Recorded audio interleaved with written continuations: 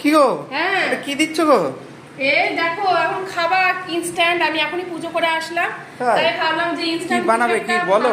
এই আলুর পকোড়া টাইপের কিছুই না, আলুগুলোকে এরকম করে গ্রেট করে নিয়েছি, যেটা নুন হলুদ দিয়েছি আর একটু এর মধ্যে কর্নফ্লাওয়ার দিয়ে এটাকে জাস্ট এরকম করে রোল করে নিয়ে গোল গোল করে নিয়ে ভাজবো। ভাজবে?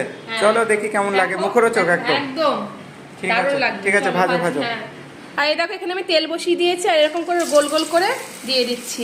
এটা খুব চটজলদি হয়ে যায়, তোমরা সন্ধ্যাবেলায় স্ন্যাক্স হিসেবে খেতে পারো। এই দেখো আমি প্রায় করি, আমার ছেলে বড় সবাই খেতে ভালোবাসে। চলো এগুলোকে ভেজে নিই। এই দেখো লাল লাল হয়ে গেছে, এবার এগুলোকে তুলে নিয়ে তোমাদের দেখাচ্ছি কতটা ক্রিস্পি হয়েছে।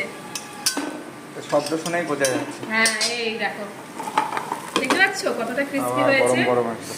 ভাঙতে পারছি না, এটা খুব চটজলদি হয়, খুব তাড়াতাড়ি হয়, তোমরা শুধু সন্ধ্যাবেলা স্ন্যাক্সের মতো খেতে পারো কিন্তু সস দিয়ে।